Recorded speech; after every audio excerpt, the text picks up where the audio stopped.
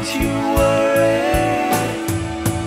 everything's gonna be alright. Rock Talk continues with Blair Packham and Bob Reed on News Talk 1010 CFRB.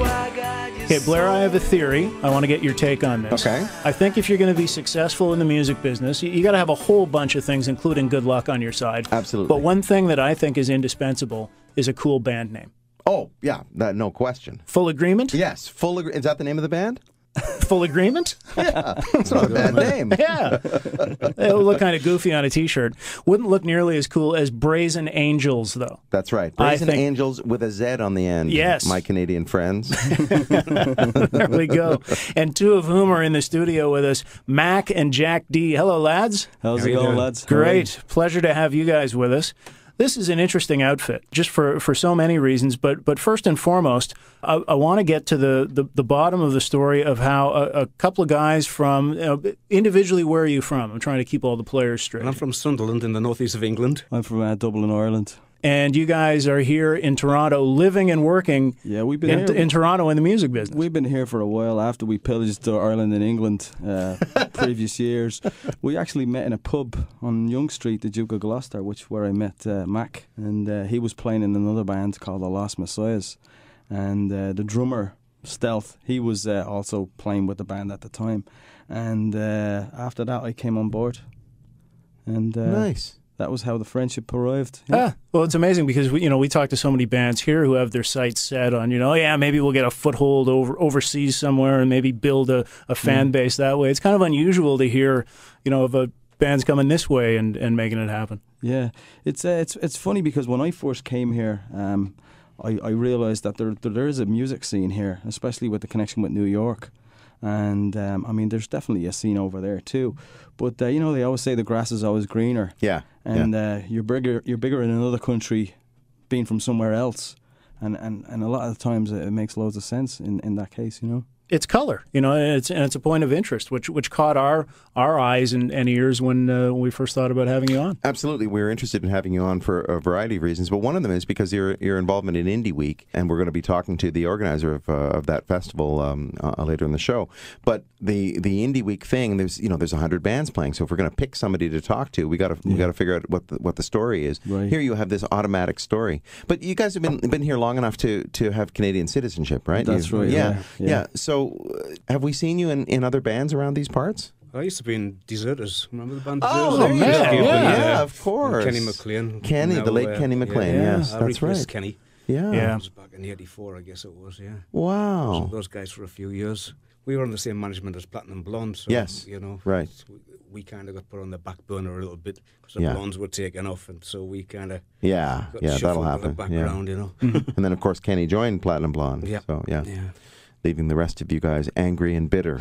I wasn't angry and bitter. I got his job. Totally kidding.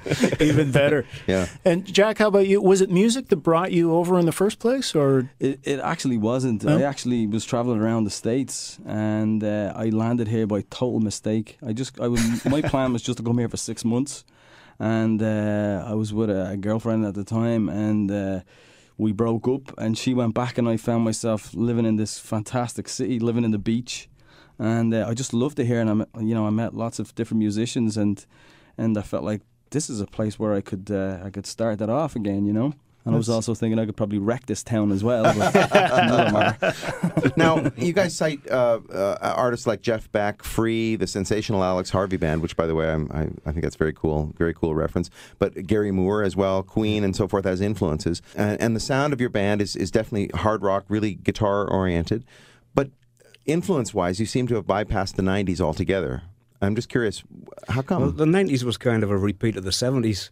In some ways, My influences, I started playing in 1970, so that's why I was into bands like Free, Jeff Beck, Purple, things like that. Yeah. So when grunge came around, it seemed to be, to me, it was just going back to that, and I'd already done that, so I wasn't that interested in doing it again. In doing a rehash. So, basically, when I write, I just write from all the decades I've lived through. Sure. And I would say it's probably more 80s sounding than 90s because there's melody in it, Yeah.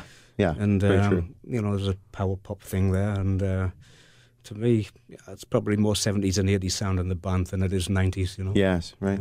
Brazen Angels is the band. Mac and Jack D in studio with us. The CD, by the way, is called Fear Is Not Respect, and it's available now through cdbaby.com, which is a great operation there. And Blair was holding it up just before you guys arrived and said, you know, they recorded this whole thing on GarageBand on a laptop. Can you believe it?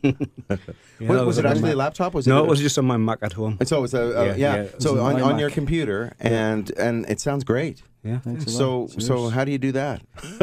Basically, you know, I laid most of the tracks down, and we actually did the drums last.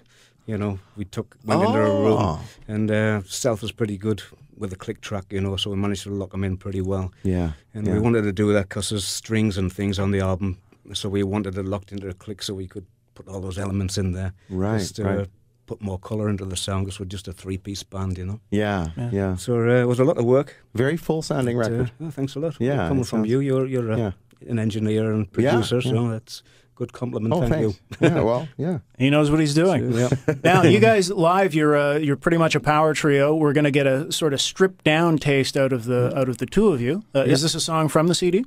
Yeah. Yes, it is. Yeah, this song I wrote the night before Bush had invaded Iraq, so it's kind of a pro-peace song. And what's it called? Where we started from. Here's Brazen Angels live on Rock Talk.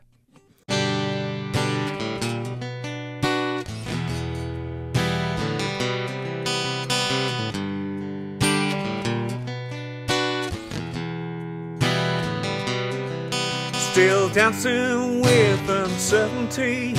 The road ahead is hard to see. There's nothing gained without a fight. We take some ground and hold on tight. All our backs against the wall. We brush it out while standing tall. Scraping through this thin veneer. All our actions chased by fear. Is it just too much to ask to move on, not repeat the past? Still, when all is said and done, we're back here where we started from. Borders, flags, and rules of war. So civilized, we come so far. While climbing high to reach our goals, we slide back down that freezing cold.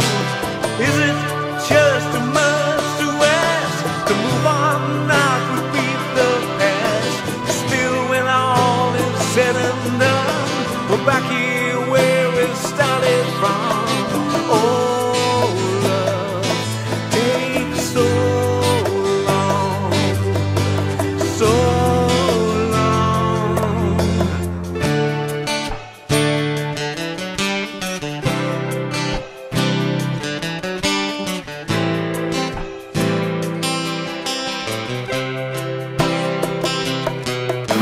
We dream of what we hope to be, to free our lives of misery. We're lovely like a fading ghost, a haunt us now we need it most. Is it just too much to ask to move on, not repeat the past? Still, when all is said and done, we're back here where we started from. Is it just too much to ask to move on and release the past? Still, when all is said and done, we're back here where we started from. Back here where we started from. Back here where we started